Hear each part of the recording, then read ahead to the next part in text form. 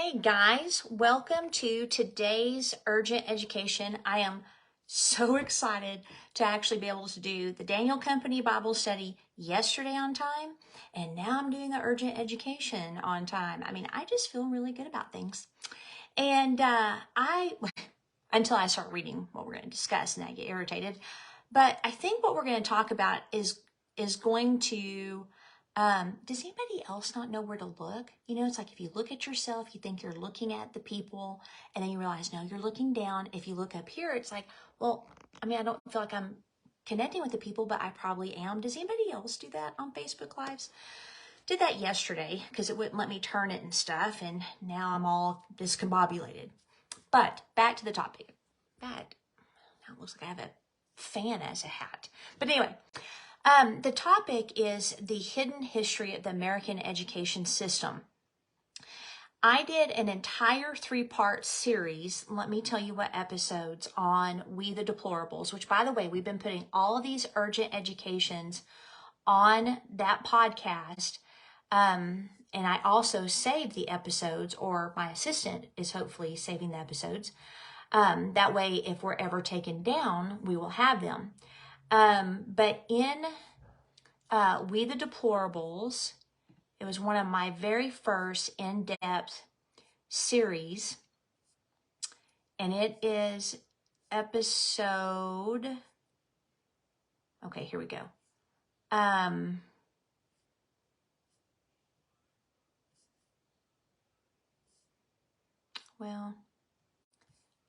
Episodes, gosh, I don't want to give you too much. Let's just start with episode 6 through, I would say episode 10 is good.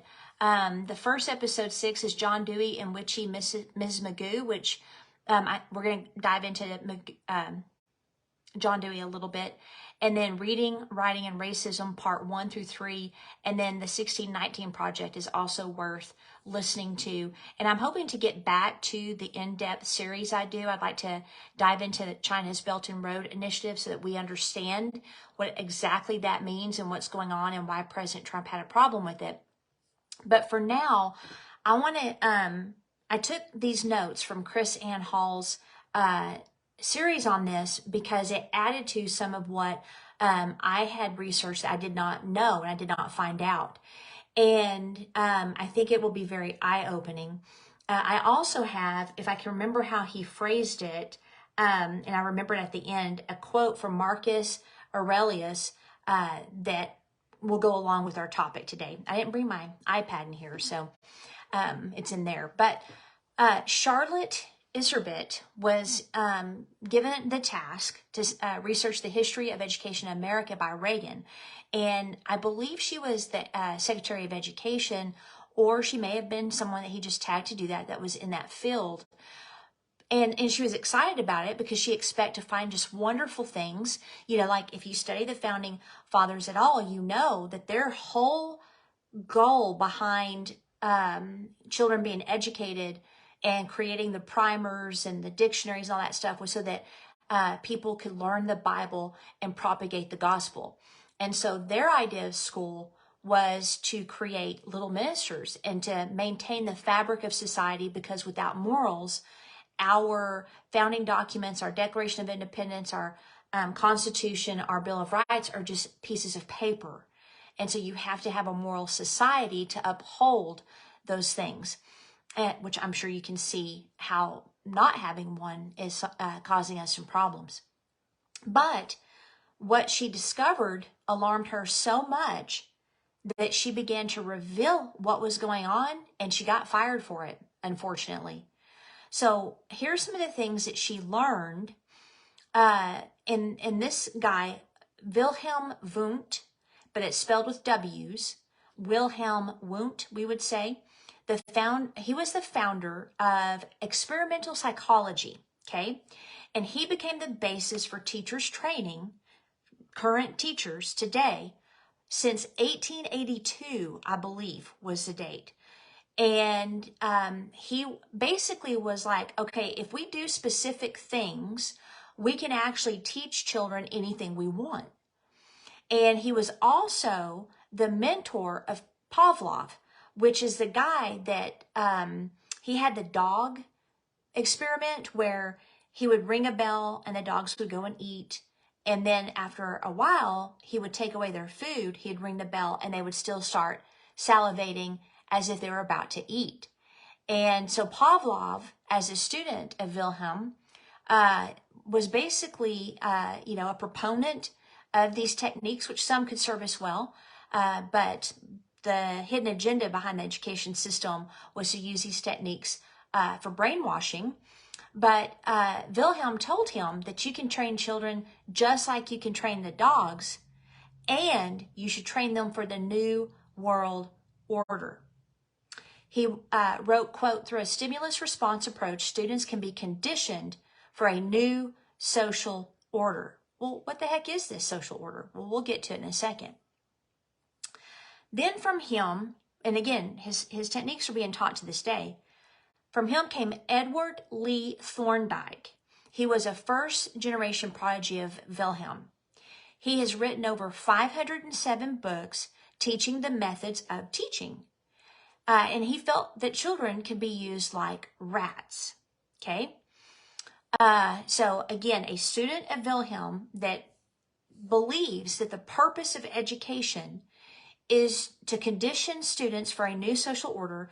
This guy then writes 507 books that are still being used to this day to train school teachers in their philosophy, psychology, and methodology. And he felt children could be used like rats. So as you go down the list, you then have G. Stanley Hall. G. Stanley Hall was of the same mind as the others, and he also mentored Dewey. And Dewey, by the way, is where we get the Dewey Decimal System, etc. And he said in 1911, the knowledge which illiterates acquire is probably a much larger proportion of it practical. Moreover, they escape much eye strain and mental excitement, and other things being equal are probably more active and less sedentary. Now, what is he saying? He thought that it was better to keep children illiterate. In fact, if I'm not mistaken, for him, it was a selfish thing for parents to educate their children because it led to a bunch of little narcissists who demanded too much from society and who would question the new social order. But for this guy, it's like, it's really impractical to educate children, but it's very practical to keep them illiterate. They'll have more physical activity. They'll have more practical knowledge, et cetera, et cetera. So these are the people that are influencing our school teachers. Well, Dewey, again, he was mentored by this guy. He was one of the signers of the Humanist Manifesto. And, it was him that believed literacy was a problem among students, but obviously his mentor did as well. But the Humanist Manifesto is basically humanistic in nature and socialist in nature, and it's a whole new world order type of mindset as well. He wrote, John Dewey, undue premium is put upon the ability to read at a certain chronological age. The entertainment plus information motive for reading conduces the habit of solitary self-entertainment. Okay? Now, these people knew that over many, many years, they were very patient, they could finally get to a point where they had a generation of students that could be used to pull the trigger and bring the New World Order into America. What's fascinating is if you read from the early stages of our country all the way through to present day, there's always been those that have wanted to undermine America's liberties and freedoms. They have wanted to redo America into their own vision of what the world should look like. And typically these people are elitists and globalists. They've been around for a long time. And one such elitist, John D. Rockefeller Center, gave an endowment in 1902 to the Board of Education. Now, here's what's crazy. The purpose was to set up an educational experiment based on Dewey and Wilhelm and all the other guys to see if they could get the proposed new social order and train the children the way they want them to go. Was it successful? Could they do it? And I think The amount that was given at the time was $20,000, which is quite a bit back in 1902. But like I said, you see elitists and people that think they know better than us using our children, using us as puppets. And we always have to understand, whoever is telling the story has a reason. They have an agenda. The narrative is always fueled to get people to believe something to get to an intended end. So when you're hearing a story or you're telling a story, your motives might be pure. You might be coming from a place of sound decision making.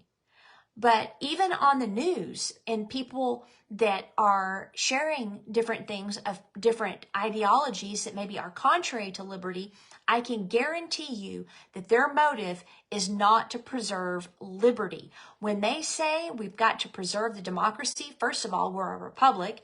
Second, that's not what they're doing. They want to get it to mob rule. They want to start a revolution, and then they want to take over. Because socialism, by the way, is just another form of capitalism. So a lot of these people were socialists. And no offense with German people, but I don't know what the heck the problem is with that country.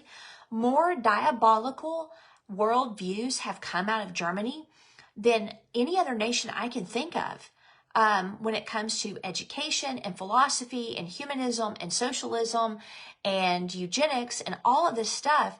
I mean, it really is incredible how much thinking has impacted the world, even America. In fact, a lot of them came here to try to change America fundamentally. Does that sound familiar? Then we have a guy named Frederick Gates, also involved in the education system. He said, in our dream, we have limitless resources, and the people yield themselves with perfect docility to our molding hands. The present educational conventions fade from our minds, and unhampered by tradition, we will work our own goodwill upon a grateful and responsive folk. Now, what does he mean? We'll take it from present educational conventions to and unhampered by tradition to what they want their goodwill to do. Well, what they wanted to do is they wanted to form workers, not thinkers. If you look at the education system before all these crazy people showed up, it was dominantly either in the home or supervised in the home, or it was at local school systems, little schoolhouses. And so there was no disconnect between the parents and their children's education. It was not ran federally. It should have never been ran federally. I'm waiting for some state government to have enough guts to say, you know what, you don't need to run our state schools. That's not your role, and that's not constitutional. I would love to see that, because when you had the early education of the primers and hunting with dad and cooking with mom and the moral values and characteristics, the reading and the writing and all of those things, with the sole focus of becoming citizens that can add to this country, they created thinkers. They were very good at critical thinking, at discernment, at recognizing, hey, this is a good decision, this is a bad decision. They had moral character and codes that they lived by. Well, that doesn't work when you want to transform a country from one of liberty to socialism. So with socialism, you have to be workers. So our education then created a bunch of people where they're told their only place in life is to work for a living. They stole from them the ability to decide their fate, to decide their core values, etc., and to design the life they wanted.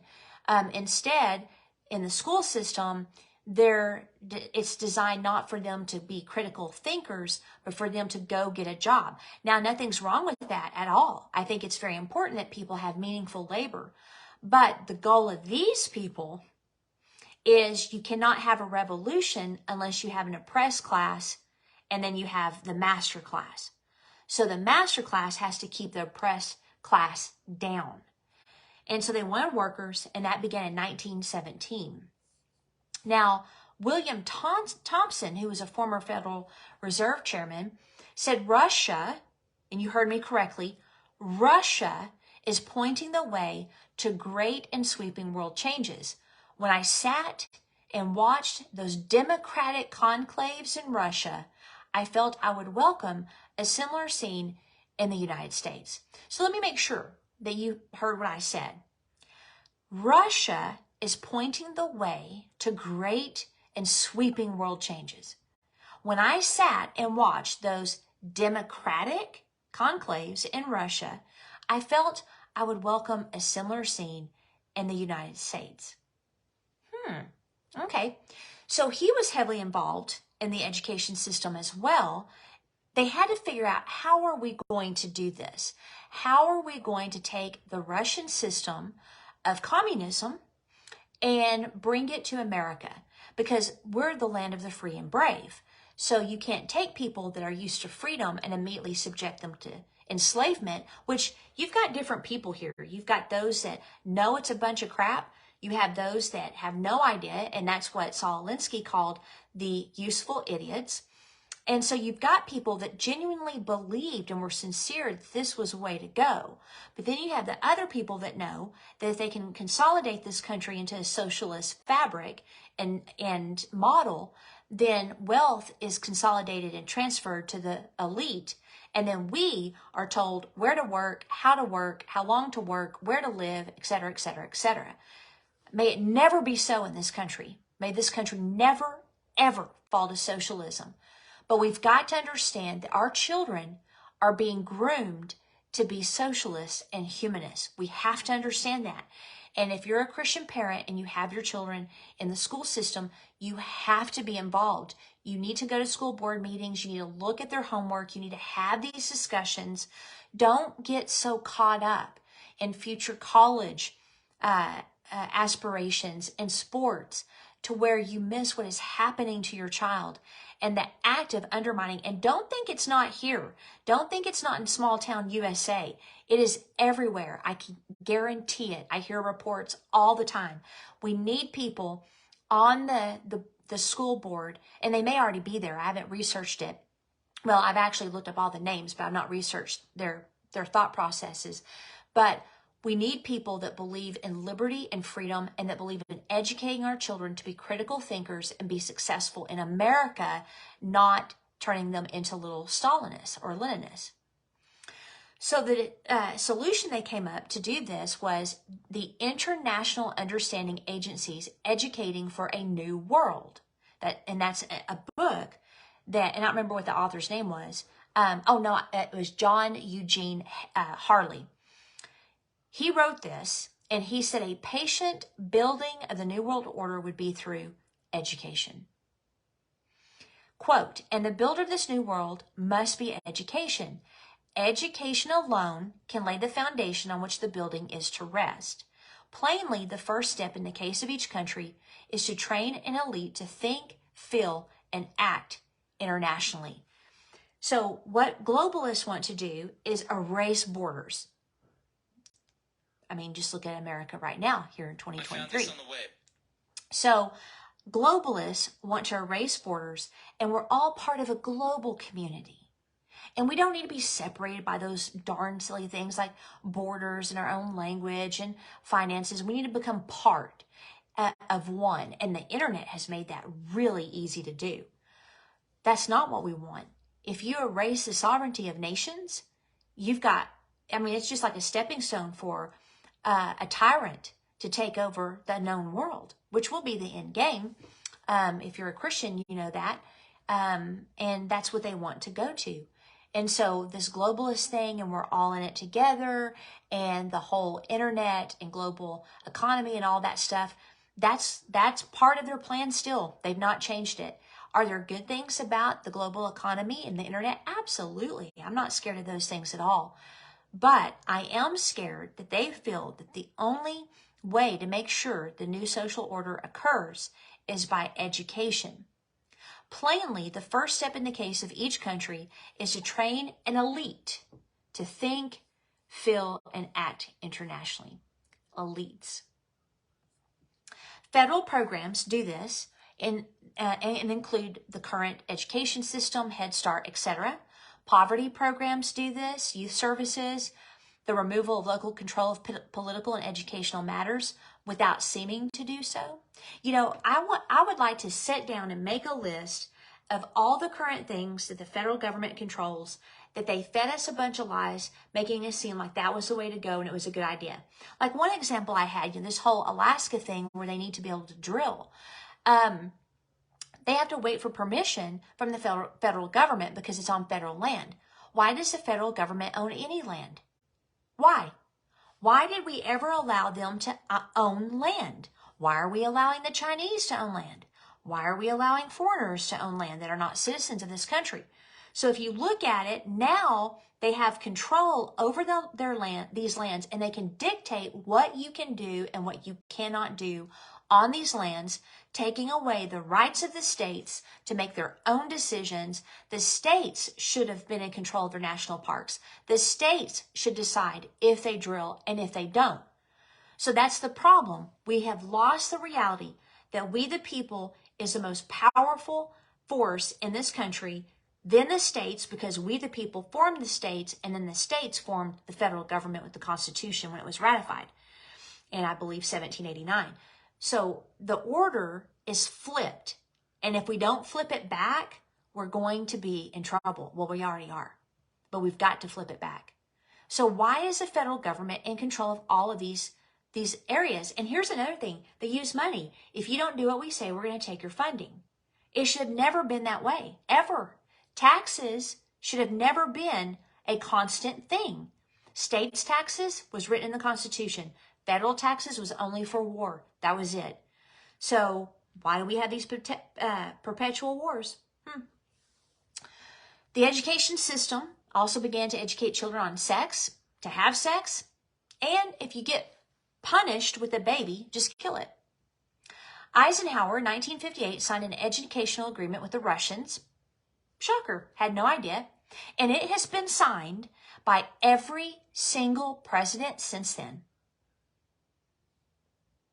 I don't get it. Why are we signing educational agreements with Russia?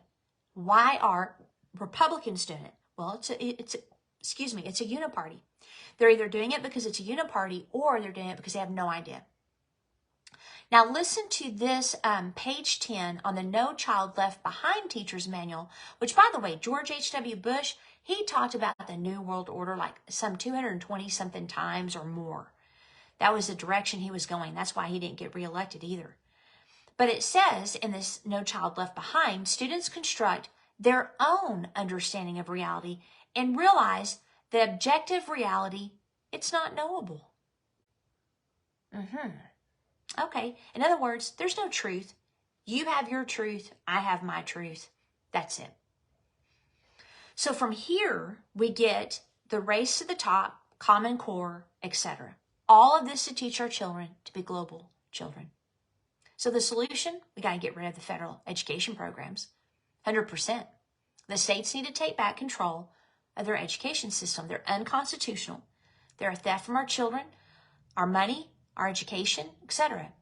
We need to get rid of these things and get them back, even out of the state's hands would be like my biggest dream, and get it back into the local.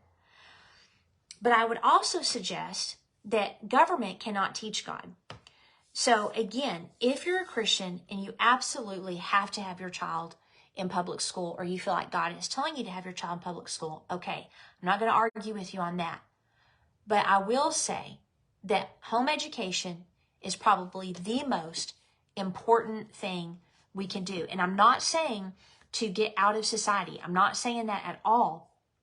But I am saying that home education will actually create liberty-loving children, whether you know God or not, it doesn't matter, where they can have your values.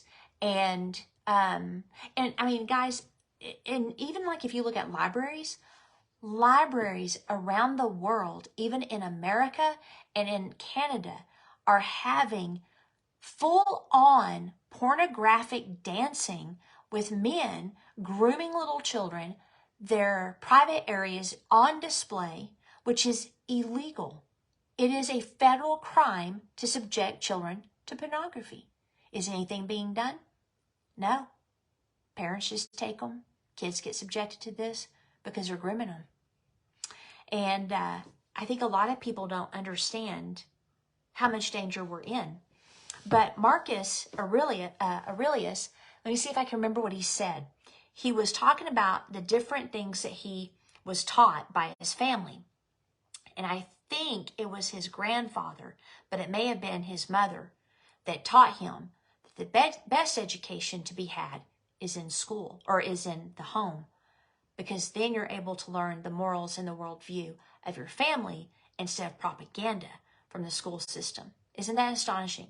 A man alive that long ago had enough sense to recognize that the school system in his country, Rome, was a propaganda machine. Why don't we recognize that today?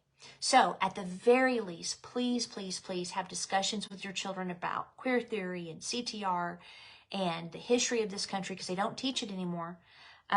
All of those things that make America great. Please have those conversations. Please check in, look at their schoolwork. If you come across anything that doesn't look good, make sure you have those discussions, that you talk to your local school, be part of the school boards, etc., etc. I homeschooled my son.